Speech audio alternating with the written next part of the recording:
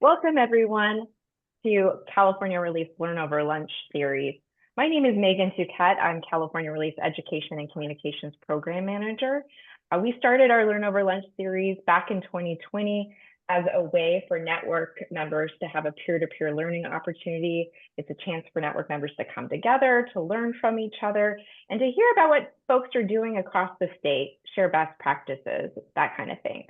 So we host Learn Over Lunches every select Wednesdays throughout the year, and you can learn more about our Learn Over Lunch series by visiting our website, californiarelief.org/LOL.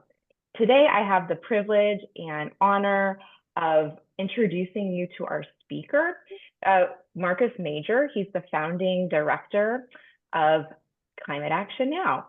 And so with that, I'm going to turn it over to Markos and take it away. You're welcome to share your screen if you have slides, and if you need me to do that, just let me know. Thanks for being here, Markos. We really appreciate your time and willingness to share with us today. Well, thank you, Megan. And the privilege is truly mine, I must say, to be colleagues with all of you. Hi, Victoria. Hi, Mona. Hello, everybody. Grateful to be here. I am the director of California Climate Action Now. There is an exclamation point on there, so don't forget it. Our job, unfortunately, has gotten a lot easier since we started the nonprofit in 2010.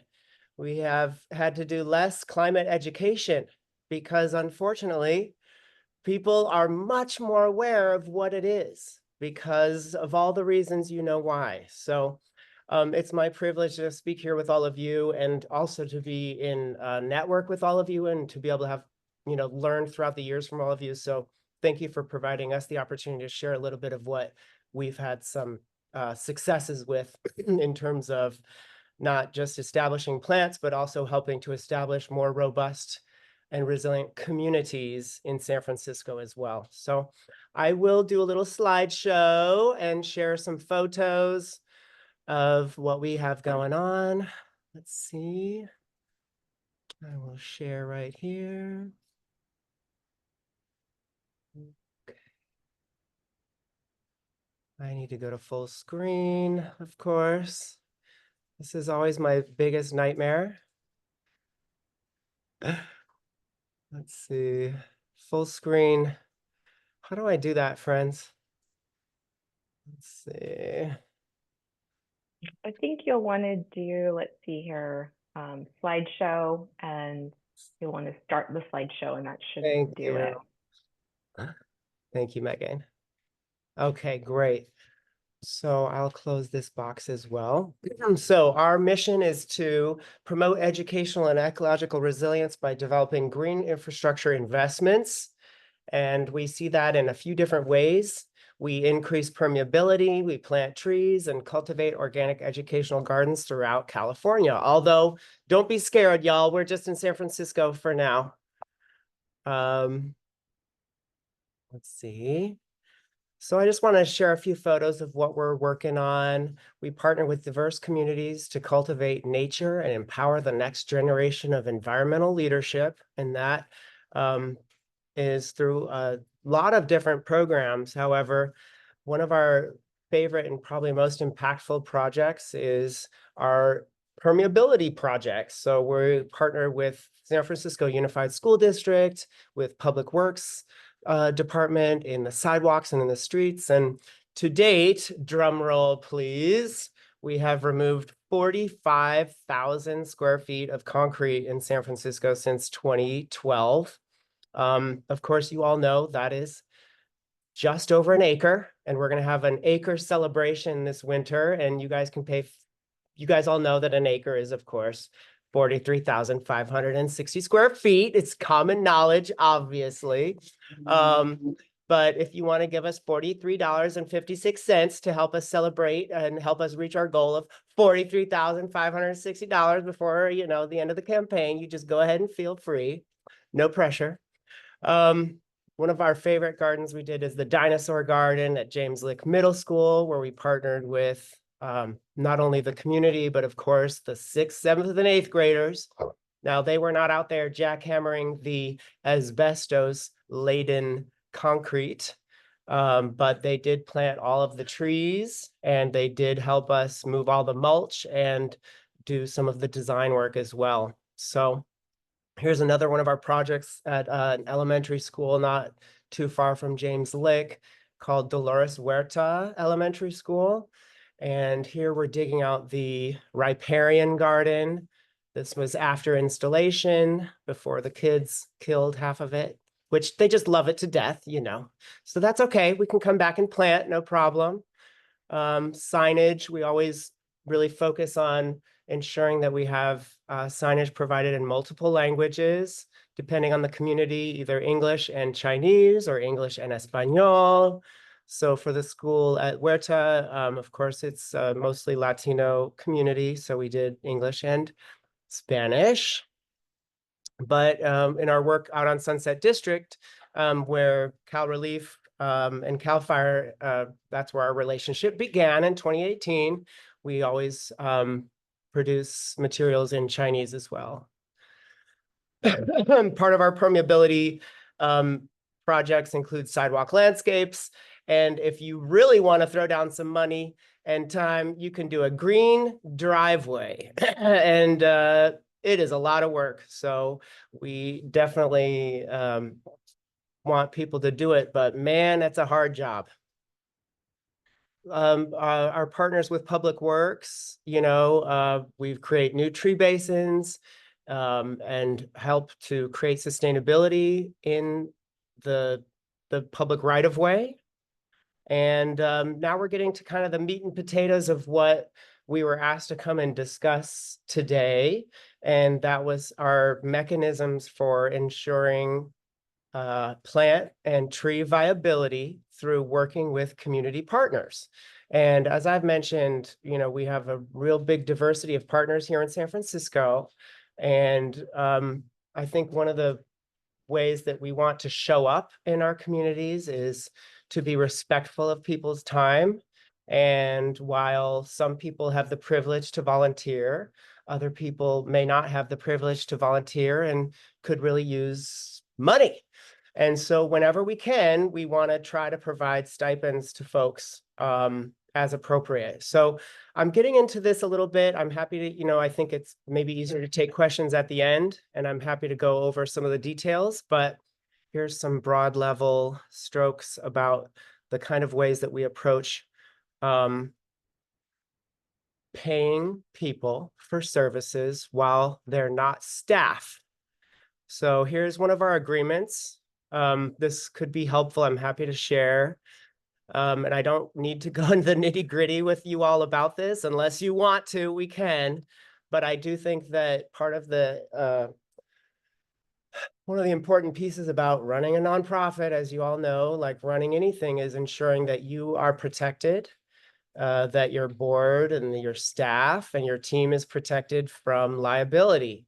And so one of the ways that we do that is we have our interns and apprentices and volunteers all sign waivers and agreements and release of liability forms.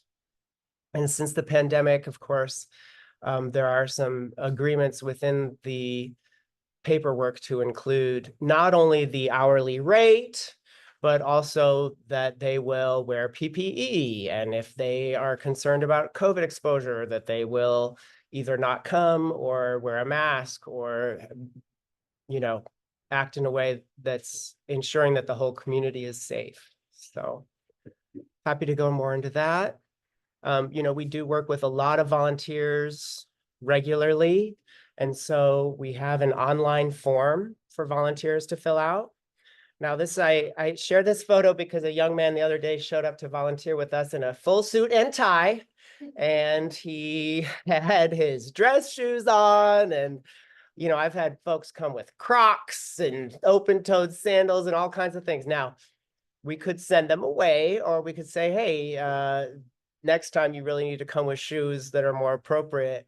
And so depending on the individual, we make that call. But no matter what, we have folks who are 18 and up sign the volunteer liability waiver. And for like this young person at a school, Parents sign volunteer liability waivers for young people 18 and under. I am happy to show you this. Our online, we put the waiver online, and that just makes it a lot easier to capture and track all that data for us as an organization. Obviously, we can print stuff out and for folks who are not as tech savvy, but we're in San Francisco, so we got a lot of tech savvy folks, and these are just different methods that we've used to ensure that we're not only creating sustainability for the community, but we're creating and cultivating sustainability for our own organization as well.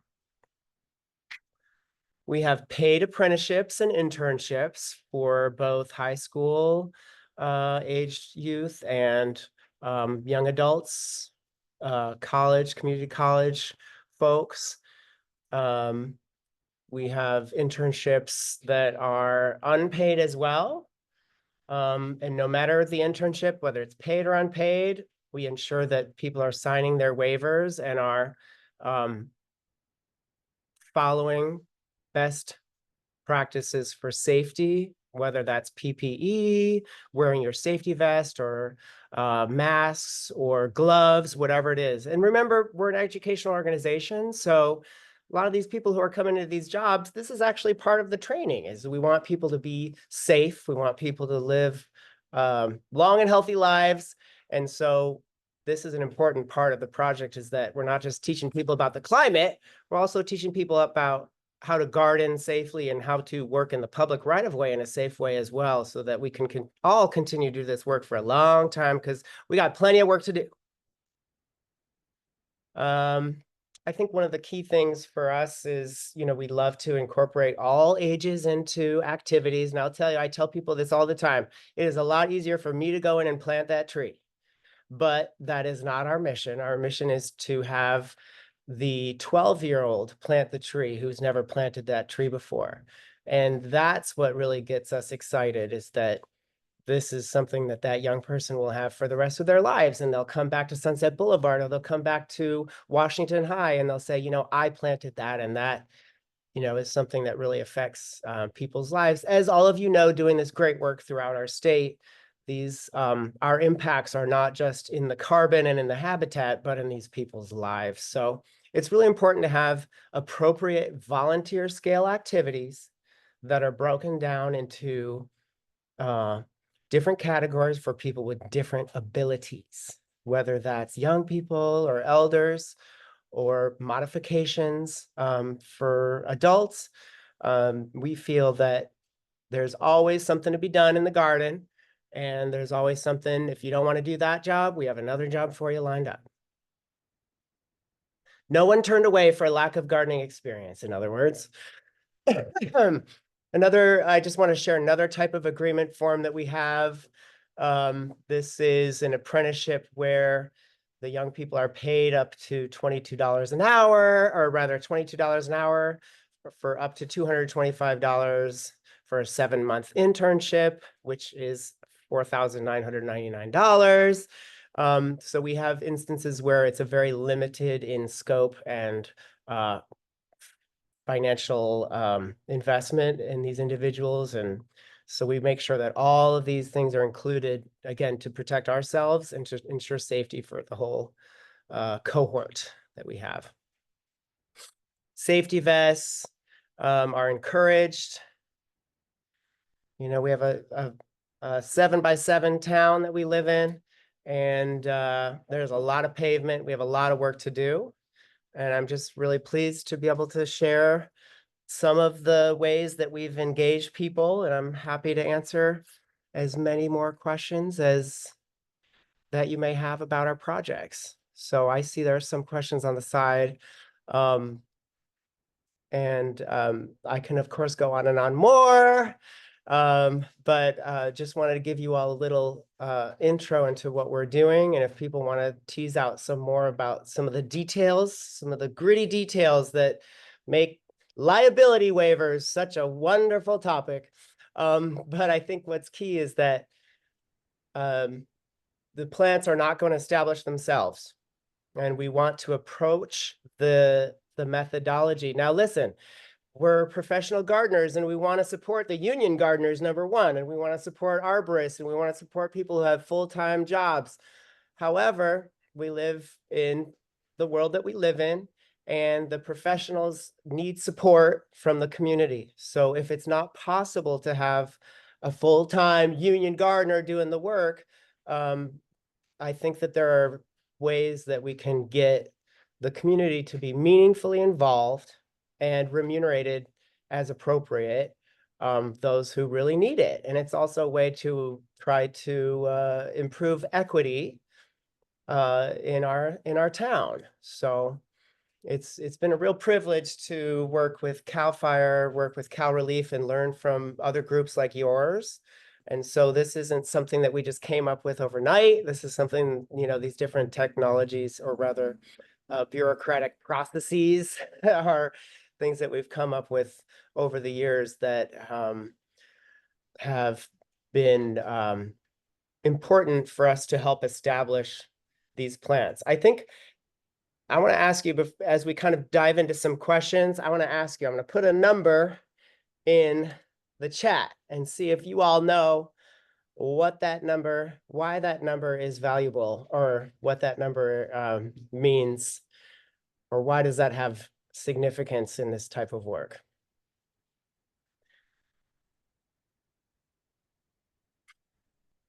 Well, that number, $599 at $600, is when you are going to involve your tax accountant into the tracking of this volunteer. So if you are having someone with whom you're working that is doing a stipended irrigation project, we have them as interns usually. It's an internship. So you must have an hourly rate for those participants up to $599. At $600, your organization is going to start paying workers' comp and other types of insurances and taxes. So in nonprofit world, that is a magic number. I see a raised hand. Yes, Anne? Yes, there's two differences. One is someone who's a contractor or is not directed, and we have interns as well. And Yeah. and I think we're in good company. We're in good stead to say that if they're an intern for a fixed amount of time, that we can pay them through this route. If it's under 600, we don't even need to give them a tax form. If it's over between 600 and it doesn't matter, 600 and 5,000, Right. if they're not an employee, then you have to give them a 1099. Right. Then there's the difference between one of these guys, an intern, someone you don't direct, and your own employee. So I have turned two of mine that they're like project coordinators into employees. And so then I have a payroll system, and we pay workman's comp, and we pay the tax structure. Yeah. In addition, as a nonprofit, we have bought liability insurance for the kind of work that they do. And Right. we're actually not doing tree planting. Okay. We're doing community meetings, tree mapping, Zoom meetings, etc. So there might be a different box, but to make sure that we're talking about several boxes, the 1099 of over 600, the difference between a contractor, consultant, and an employee. And then the third category here is what kind of work you're having them to do. So Yeah. I actually own apartments in Southern Oregon, and I make sure even someone that's doing part-time work, I put them on a payroll so I get workman's comp. And so from the tree planting. So this might be something that would be helpful to have someone who deals with it a whole lot more than me, give some guidance, Megan, in terms of from someone who's an HR consultant. Does that make sense? Yeah, thank you for sharing that, Anne. I agree. I think the more I can learn about it too, the better, just the more we can protect ourselves. Of course, we have a payroll company, and if they see that we're not in compliance, they certainly let us know, but they don't maybe catch everything. Workman's workers' compensation we have through state fund, which probably most of us do. Right. And the rate changes year to year depending on everybody's incurred liabilities, not just mine and yours, but big landscape companies and big are like Arborist Now and others too. So it gets complicated, and I am by no means an expert. I am a leader in some things, and I'm definitely a follower in this instance, because please tell me how to protect our organization. Tell us how to protect our staff. I think that's really important to discuss. So thank you, Anne, for bringing it up. We also, with NIAC, who's our insurance provider, the Nonprofit Insurance Alliance of California. We also have specified coverage for our K-12 youth activities. Of course, you have to get specific insurance if you're working with K-12 youth, which includes sexual harassment insurance, which is around $2,500 a year additional. So that's important. And then, additional trainings that come with that as well. So just do what they say is my recommendation.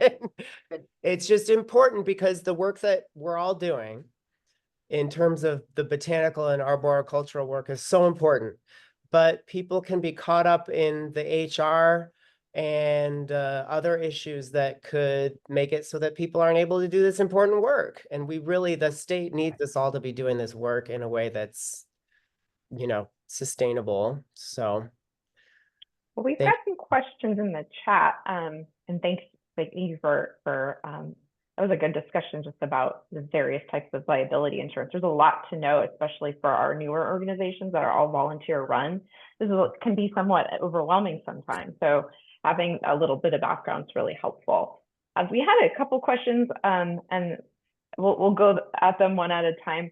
The first is, do you water your trees that you plant, Climate Action Now, and how do you pay for the watering? And you kind of touched on it a little bit with that irrigation internship, but maybe you can expand on that a little bit more. Yeah, thank you, Megan. And I see Victoria asked that as well. Thank you.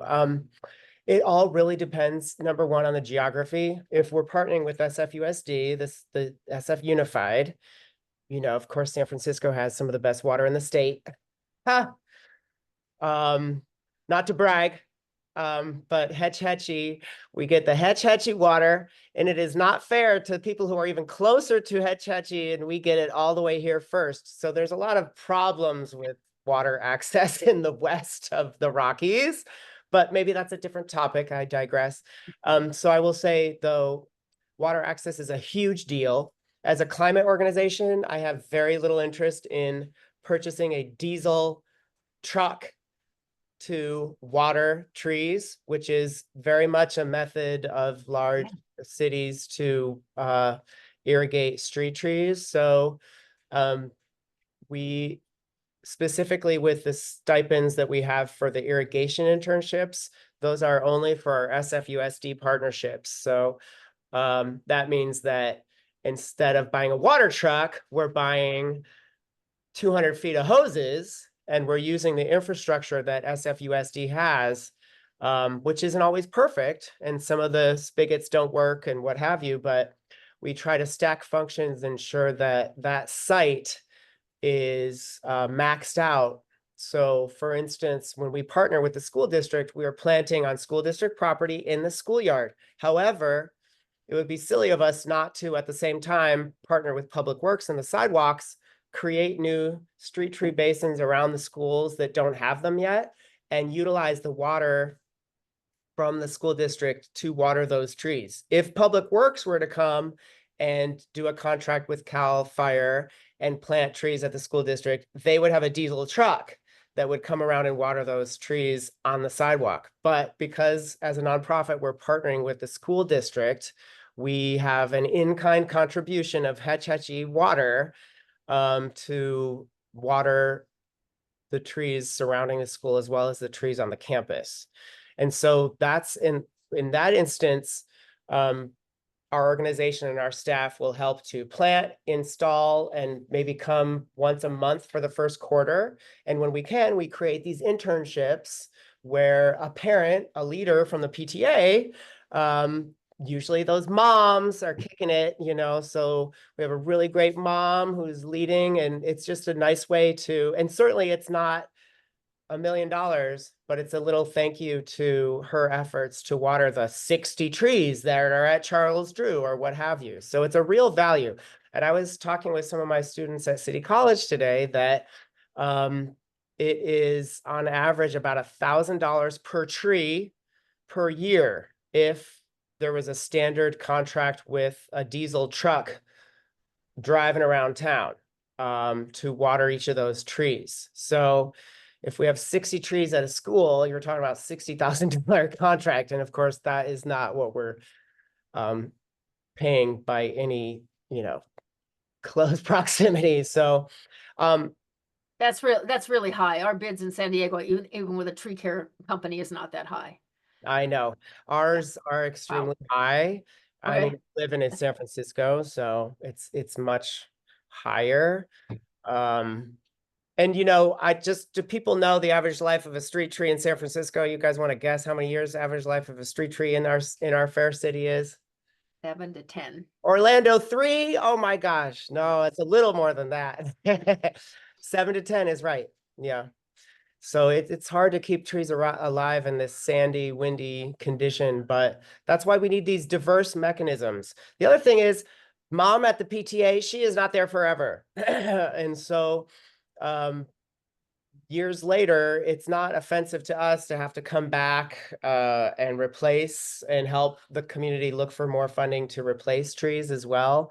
Unfortunately, as you all know, there's very, very little maintenance money anywhere in the state for any kind of maintenance. So sometimes you are, you know, getting another grant to take care of some of the stuff that the previous grant you did 100% that first time and you atrophied 25%. And so you're going to try to get another one to get another 50, you know, it's a lot of work and a lot of piggybacking on top. And but we do our best to try to make it work. I do want to mention that that's the school district. When we partner with Public Works, we've worked on Sunset Boulevard since 2018. That water is currently Hetch-Hetchy. However, we've been working with the city and county and especially the community, where we as contractors of the city are not going to be in there telling them what they need to do. I mean, I have before, but I've grown up a little bit. And so it is the job of the community to go in there and tell them what they need to do. And one of the things that they've been doing is they've been advocating with the city supervisor's office to switch to purple pipe. So Sunset Boulevard has been switched to purple pipe, which means gray water, to the tune of $2.4 million. Okay. And there's no way that our small organization is raising that kind of money for this kind of infrastructure at this point. But thankfully, the city is investing in their own gray water infrastructure that comes from the Oceanside wastewater treatment plant. That said, it's still going to require a human to set up a sprinkler, to install the water bags, to, you know, so there's still a lot of infrastructure that's needed. However, thankfully, Public Utilities Commission and the property owner Public Works, thanks to the District 4 Supervisor's Office, and the City Capital Division is making that investment so that maybe in the next 6 to 18 months, that gray water will be on the line. But not yet. Just follow up about the irrigation stipend when you do with the school district. How much time on average do they commit to for that stipend? And then other than the hose, do they have any other irrigation tools, whether it be water bags or anything else to help them? Great. Thank you, Megan. We certainly install the tree gator water bags. I think it's important to mention that you start with the soil. And I think this is one of the issues with tree organizations throughout the state is people are putting plants in and running away, or they're just or even they're not running away, but they're putting a plant in and they just keep watering it and nothing's happened. So I want to say, Megan, to answer your question, that mulching and composting and actually cover cropping, we cover crop our trees when we can with fava beans and clover to get nitrogen in there as appropriate, not for the oaks, of course. But those are tools in our tool chest that actually a K-5 kid can do. They can go and pop in fava beans around the trees, and it actually does have value. It helps hold the soil in place. It helps feed nitrogen in there. And it just, if you aren't working on increasing the organic matter content of the tree basin, then it really, I think that's the #1 thing to target in terms of tools in your toolbox to help establish plants. Beyond that, the water bag, the hoses, weeding around the crowns so that the weeds are not competing with the trees. And so finally, then comes in the irrigation stipend. I think it's important to note that you must legally come up with an hourly rate. We always go above minimum. I think SF's minimum is $18 an hour, but I think we do like $19.50 for the beginning. And so we just go $5.99 divided by 1950. There's X amount of hours. It looks like if you come in, if mom comes in, PTA mom, #1 comes in and she has 2 hours per week until November 15th. And then we're going to, fingers crossed, that the rain will give it a boost for the next 3 months. So we're playing with the schedule of the school district, which no one's there in the summer. It's really hard. Sometimes we take on the summer and we let the parents take on the fall. I think that is a more fair thing to do. But it just depends on you and your organization and your capacity. I'm out there as a director throwing down water too. I am the most expensive one to be watering. But we have to do it because otherwise you're going to lose 60 trees. And I think I will say we're strategic and we're not doing a one-off tree over there. If I'm doing a one-off tree way over there, then homeowner so-and-so, they are in charge of the watering. If we're taking on the watering for stuff, we are being strategic and we're clustering things together. And I'm not talking about just in one school or just in what I'm talking about, even within the medians themselves, the large medians that we work on Sunset Boulevard that are an acre in size that require 5 heavy hoses to drag around for one single spigot on an acre. We're also strategic about the location and planning before you even put the trees in the ground, knowing how much labor it is to water them.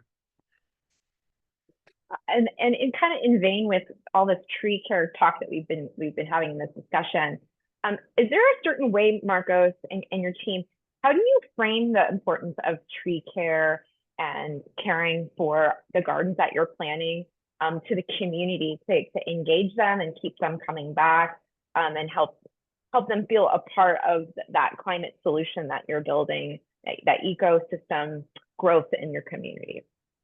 Well, education is not a one and done. I want to keep learning from all of you. And I hope that the community with whom we work is also open to keep learning from us. It doesn't mean that they want to always learn from me, which is why it's nice to have our staff come and, be the experts as well. And so we just look for different ways to just get into the community and figure out ways that work for them. And remember, our city is very diverse. So the work that we do in Bayview is different than the community outreach work, rather, that we do in Bayview is different than the community outreach work that I'm doing in the Sunset. Not in the sense that the end result is different, but the messaging and the marketing and the outreach methodology is different. And we have to be resilient and cognizant of that as an organization so that we're really capturing people in a way that makes sense for them. It's the harm reduction methodology of meet people where they're at. And if you are able to show up and you have time to volunteer because you live in Pack Heights or you live in Lakeside, then that's a different situation than I'm taking my kids to school and I don't have time unless I have a stipend for it. And so I think it's our job as an organization who's focusing on equity to also meet our community where they're at, not just in terms of the education that's needed, but in terms of the doing our best to financially remunerate folks when we can. And I can't always, but you know, we'd love to partner with all of you to try and find ways to make it more sustainable for these the lesser privileged communities. If I can, Megan, there was a question about, does the city do all of the pavement removal for us, or if not, who does that? We're contracted to do a lot of pavement removal through the Public Utilities Commission, who is our water department. And the PUC is not just water, but they're also sewer. And from Hetch Hetchy, they actually, as the water flows down the Sierra Nevada, past all y'all to us, it is making power. And so it's water, power, sewer. So the Public Utilities Commission is San Francisco's only enterprise. And that means that they can make money as well. So they offer extensive grants because we have a combined sewer in San Francisco, meaning that the stormwater, the storm drain, and your toilet is connected to the same pipes, and it goes through the wastewater treatment plant. And for any of you who live, I believe Long Beach is that way, I'm not sure. Some of the older design cities and older sewer systems are combined. And that's a great opportunity as a nonprofit or as a community organization to find an in route to either plant trees or to create sidewalk gardens or create school gardens. It actually has nothing. You don't even have to talk to the wastewater team about kids or trees or shade or anything, because they don't care about that. I mean, they might a little bit, but what matters to them is the stormwater metrics. And so that's the language that we talk with the PUC, with the water department. So we subcontract out the pavement removal to contractors, haulers, and folks, sometimes prevailing wage, meaning union wage, sometimes not, depending on the contract. But the work is oftentimes done for the sewer system, which is an interesting kind of a mechanism of raising funds and doing green infrastructure investment. If that's an opportunity for you, I suggest you look into your city's wastewater management and see if you have a combined sewer system. So there was a time that the PUC also paid, the water department paid for environmental education, but those days are gone. But that was great too. We had years where it's really hard to raise money for environmental ed, and the Public Utilities Commission paid for nonprofits to go into the schools and educate the community about various things that had to do with wastewater pollution reduction. So that's what was paying the bills. And so we would educate around that, and we would make sure we talk really about this. You know, what's paying the bills is that we're keeping oil out of the system. We're keeping grease out of the toilet or the gutter, but we're also educating about environmental justice, and we're educating about climate justice. We're educating about organic food and local food production. So that's been something that really has worked well for us. Awesome. We also had a question, and this is kind of a theme that I think a lot of people have questions about, is how sometimes when we have planning locations that may be just a bit of a distance from a spigot or a watering source, what creative solutions have we thought of or tried or used or have had partners that use? And because you're involved with a lot of community gardens as well, working with them, have you tried any e-tricycles, any e-golf carts, any interesting way of transporting water that you have thoughts on to share about? I love that idea. I want a tuk-tuk. That would be really cool. No, honestly, as creative as I've gotten is I've gone with a bucket to the neighbor and I said, hey, can you spare 5 gallons today? So I would say, I implore you all to try to do whatever methodology works for you, but also never hold it past your neighbors. I have moments where they're doing improvements on Sunset Boulevard and the water's off because the main valve is off. And we had to put in a tree that day because the grant ends in next week and we just have to wrap this up. So we go to the neighbor and we say, can you please help us out? And you know what? People want to. This is like ancient technologies dragging water all over the place.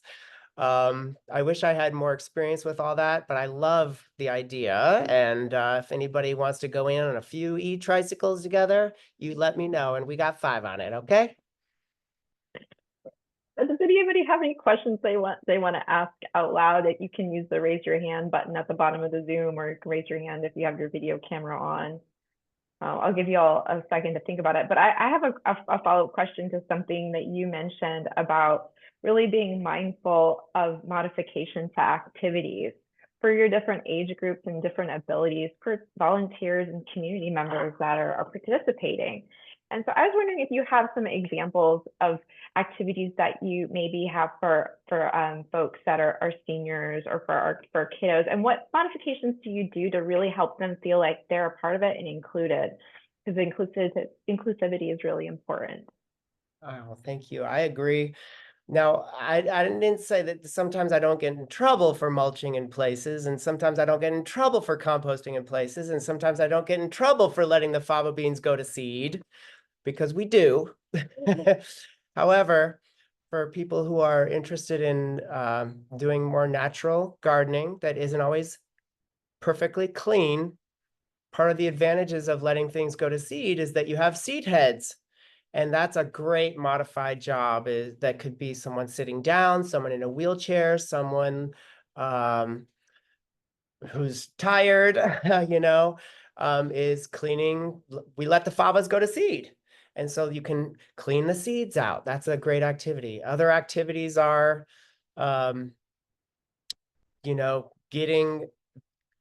that's for seniors, for one. Another activity is working with the seniors to help us with the littlest ones. And I think that is one of the other things too. And it goes the other way as well. So the littlest ones helping for the elders too. So it really depends on the situation. We truly feel, so in that vein, we always have hand tools ready. Okay. We have the pry bar, which is called the toe splitter, for someone who really wants to prove that they have something to show off to you. So you got to funnel that machismo a little bit. It can be very useful in the right place. So there's that. And then, so hand tools, large tools, and then the hose, the watering, maybe an individual is not capable of dragging 5 hoses around, but they can hold the end of the hose and move that part around. And so they could tag team that with a partner where they're watering. I mean, it takes a long time. You have to throw down a lot of acre feet of water in these sandy soils. So there's always all kinds of stuff to do that can be modified. And I think, ask your community in what ways that make sense for them to participate too. We're doing K5, K12, K8 field trips. And before we wrap up one of our projects on Sunset Boulevard before the end of the year. And seed planting is a great activity that every individual within a class of 40 kids can do. So fava beans are cheap. Buckwheat is cheap. But the impact is necessary and real, and isn't superfluous. It's a very noticeable thing that does make a difference. Now, I also like stuff to go to seed, because then you can have that tactile experience where they can actually, they can break it open and they can winnow it out. And so that's a good learning activity too, that's actually of value. And trust me, you can move mulch all day for can. Just come on out. You can move mulch.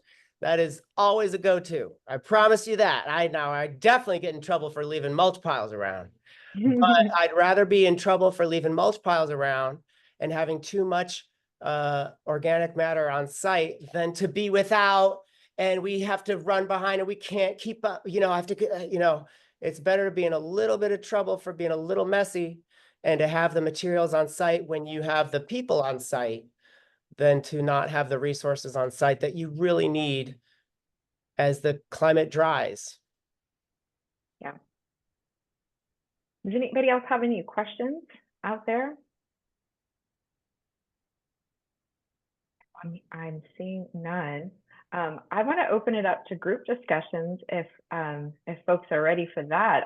We talked a lot about community participation in tree care, and I was curious to the group, because we've got a lot of diverse groups here from all over California.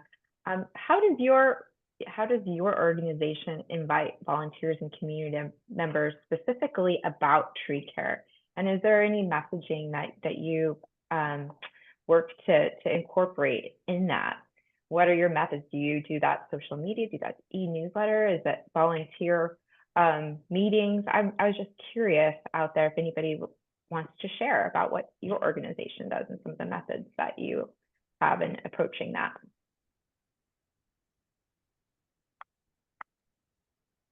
Sure, I'll go ahead. This is William with Northeast Trees.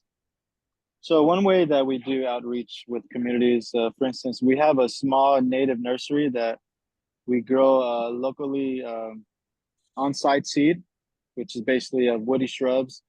So with that, we get volunteers through social media and even through just walking around the neighborhood. And that's just specifically where our nursery is located, which is in Northeast Los Angeles and El Sereno.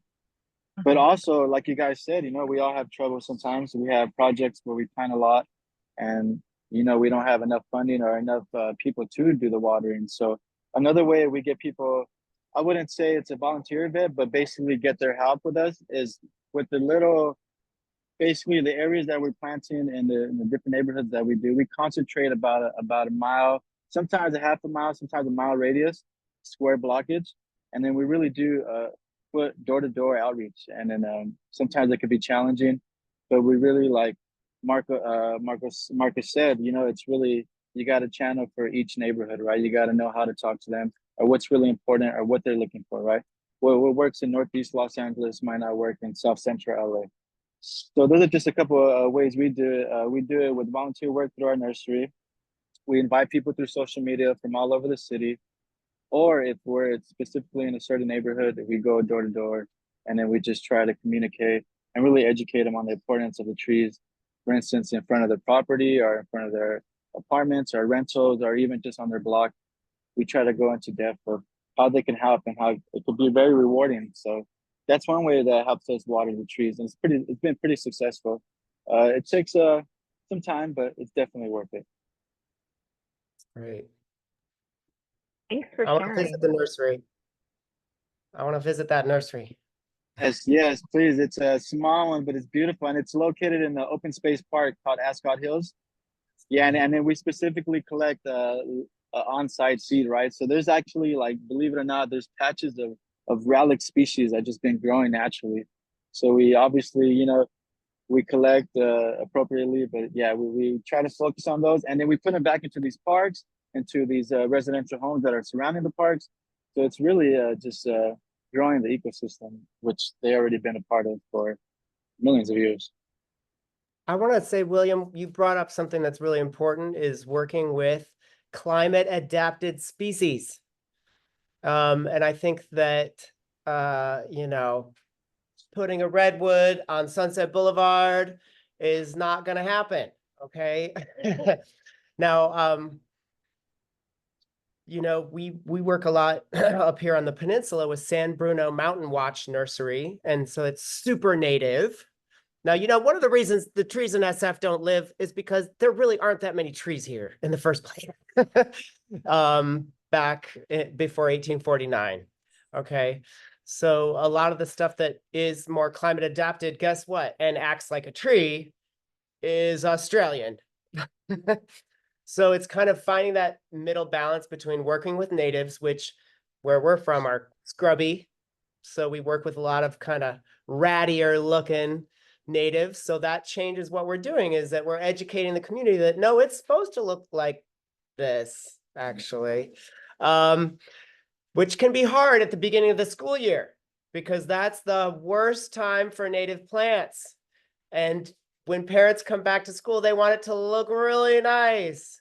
And so there's a lot of educational component that we need to do, not just with the kids, but with the adults, to accept some of the ways that some of the more climate adapted species look. But I'm really glad you brought that up, because that, right along with the mulching party, is the planting of the right species. As they always say in arboriculture, right tree, right place. But even more specifically, as we continue through climate chaos, is working with your local genetics. And it sounds like what William's doing is working with his super local genetics. And there is a lot of righteousness around that, not just for the pollinators, but for maintenance. It's just easier to keep them alive. So thank you for bringing that up, William. Of course. Is there anyone else that would like to share a little bit about some of their volunteer engagement work that they do that's been successful?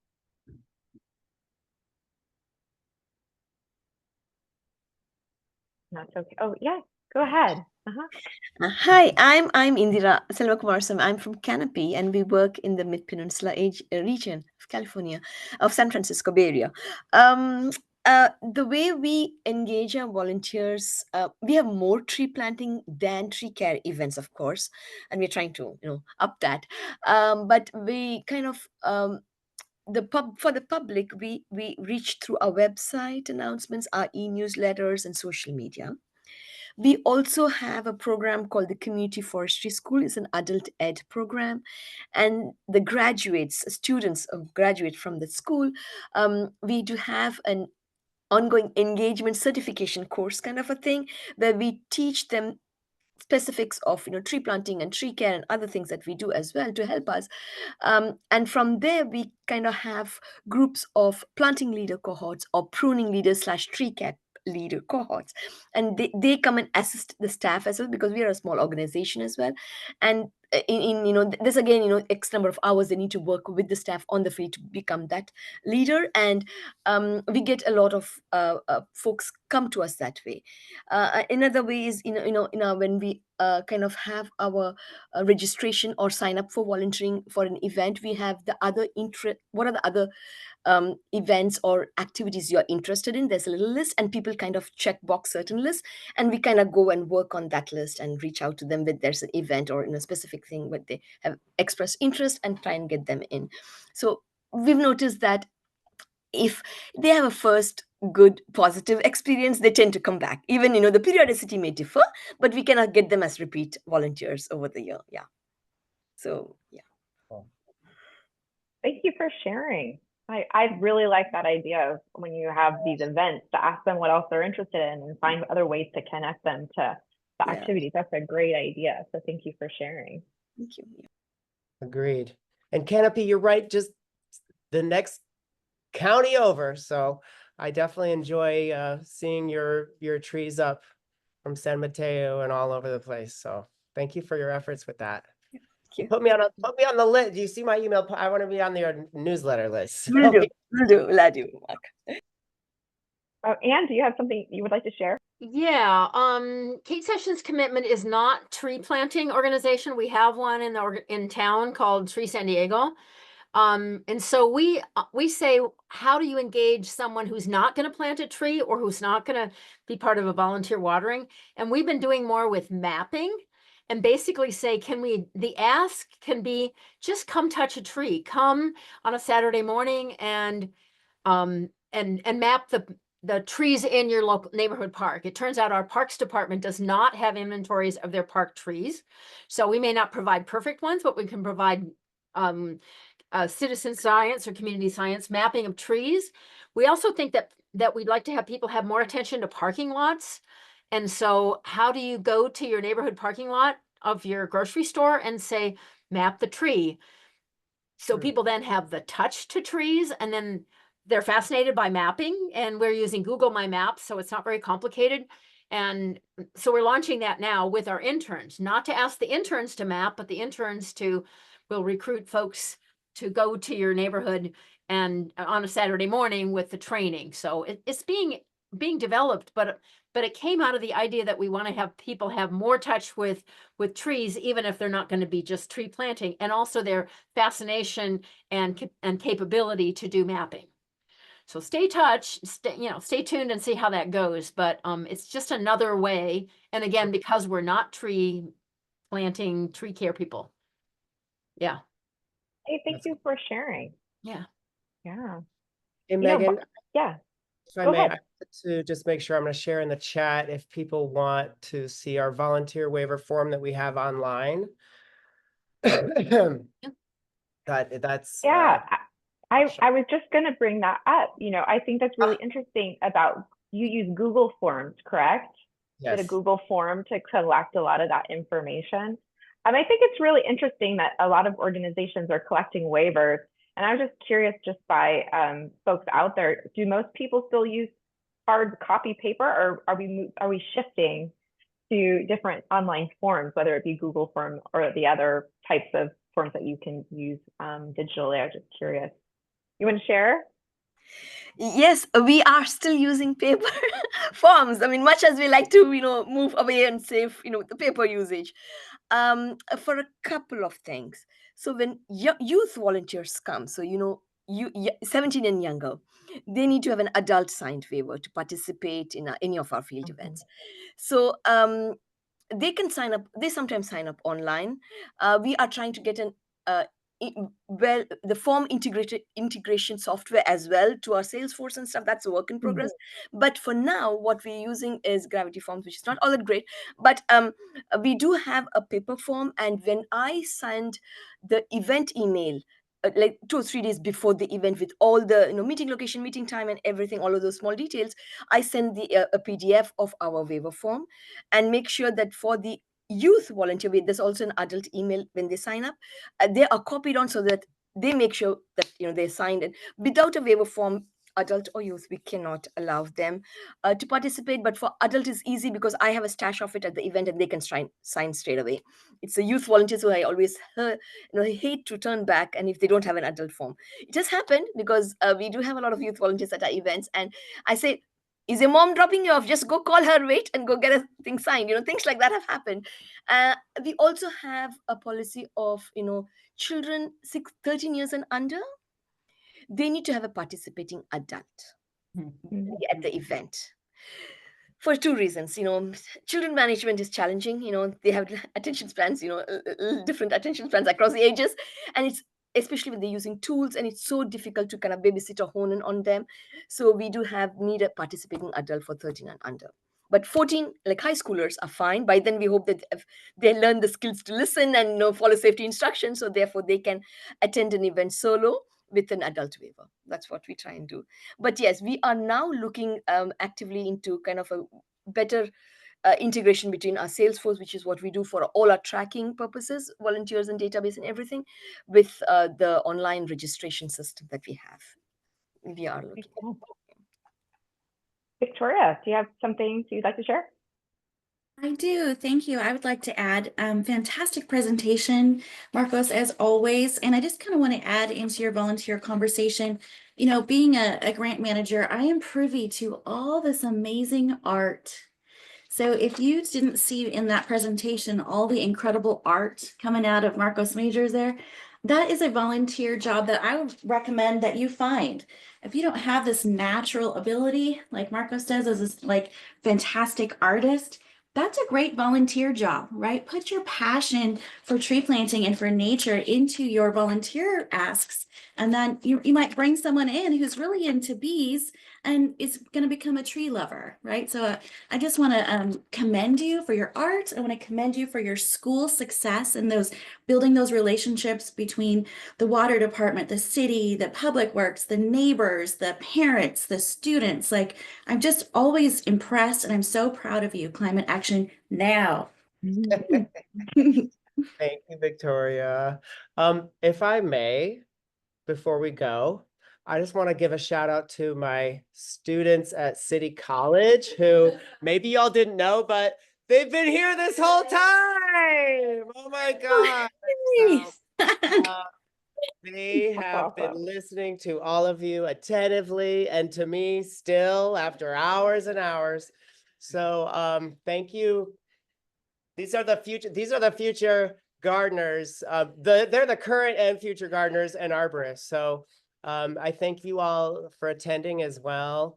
My last shout out will be a quick screen share with the event that we're having for the grand opening for the Sunset Boulevard Biodiversity Park. It's going to be on the 27th of October, 10:30 to 1:30. It's during the regular farmers market next to APG&E. I'm happy to email that to anybody.